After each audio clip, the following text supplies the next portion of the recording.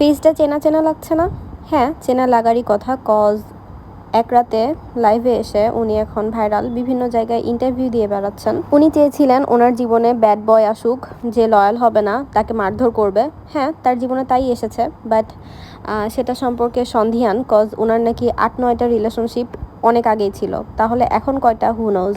আর তার ক্যারেক্টার একেবারেই ভালো না। তার ইন্টারভিউ, তার অ্যাটিটিউড, তার কথাবার্তা শুনে বোঝা যাচ্ছে যে সে কতটা বাজে একটা মেয়ে।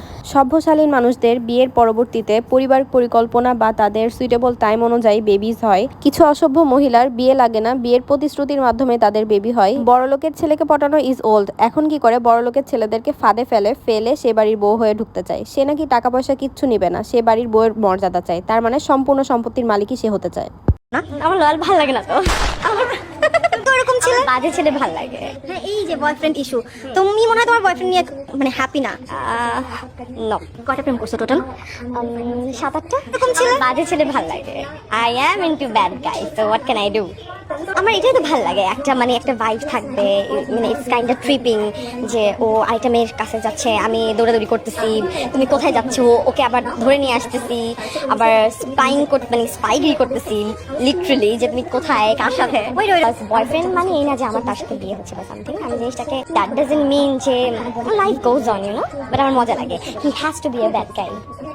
আমার মনে হয় তুমি এইসব ইউজ টু হয়ে গেছো, তোমার এইসব ছাড়া ভালোই লাগে না। আমার এইসব ছাড়া ভালো লাগে না, it has to be like that. মারামারি করবে, এরকম চাই। বিপদে পড়ে আপনাদের সবার কাছে এসেছি, আশা করি আপনারা আমাকে হেল্প করবেন। গত 1 বছর ধরে আমার সাথে আমার রিলেশন, এবং এই রিলেশনের এক পর্যায়ে এসে I got pregnant, but now I am already 5 months plus. আমি ফার্স্টের দিকে এসে বলেছিল হ্যাঁ ঠিক আছে, ওকে ফাইন। এখন সে না আমার খোঁজ নিচ্ছে, না বলতেছে যে আমাকে বিয়ে করবে বা সামথিং, আমাকে শুধু একই টেক্সট দিচ্ছে যে please leave me alone, so that আমার বাচ্চার ভাত তাকে না নিতে হয়, তাকে আমাকে বিয়ে না করতে হয়, সে যাতে আমাকে, he just want to get rid from me. এখন আমাকে প্রেগনেন্ট করে আমাকে গায়ে হাত তুলছে। আমি আপনাদের কাছে বিচার চাচ্ছি, আপনারা প্লিজ আমাকে হেল্প করুন। তার ছেলের সাথে আমার এভাবে তার ছেলের সাথে আমার ফ্রেন্ড পরিচয় হয়েছে, একটা ফ্রেন্ডের মাধ্যমে হাই হ্যালো ওইভাবে পরিচয় হয়েছে।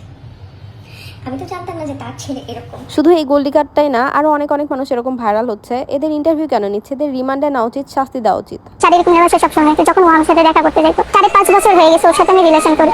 এখন যদি মেহেদি আমাকে বিয়ে না করে বা মেহেদি আমাকে বিয়ে না করে, আমাকে কে বিয়ে করবে? আর আমার সাথে 1 বছর যাবত রিলেশন করে বিয়ের প্রতিশ্রুতি দিয়ে এখন আমাকে বিয়ে করতে চাচ্ছে না, শারীরিক সম্পর্ক করে।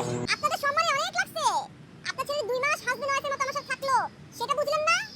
এখন কেন সম্মানের কথা? এরা কিসের বিচার চাচ্ছে? আর হাজব্যান্ড ওয়াইফের মতো বলে আবার কি? হাজব্যান্ড ওয়াইফ হলে হাজব্যান্ড ওয়াইফ, আর না হলে না।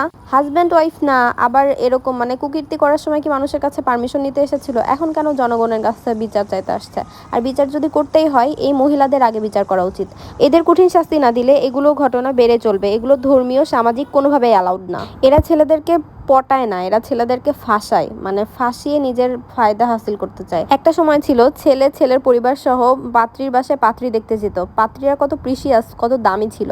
আর এখন এসব মহিলা নির্লজ্জরা কি করে, ছেলেদের বাসায় এসে অনশন করে, ছেলের মায়ের আরো পালায় থাকে, মেয়েদের মুখ দেখবে না তাই। মানে কতটা ক্যারেক্টারলেস, লাইফলেস এরা। একটা ছেলের বিয়ের জন্য পরিবার চায় সভ্যশালীন আর চরিত্রবান একটা মেয়ে। আর এরা কি করে ভাবে যে এদেরকে ঘরের বউ বানাবে? এদেরকে তো বাড়ির বুয়াও বানানোর যোগ্যতা এরা রাখে না, এতটা জঘন্য। বিয়ের আগে মেয়েরা ফোনে কথা বলতে ভয় পায় যে ফ্যামিলি জানলে কি ঝামেলা করবে। আর এরা এই এত কুকীর্তির কথা মানুষজনকে আবার বলে বেড়াচ্ছে, আবার এক্সপেক্টও করে যে বাড়ির বউ বানাবে। এসব দেখে মনে হচ্ছে লজ্জার ভ্যাকসিন উদ্ভাবন করা উচিত।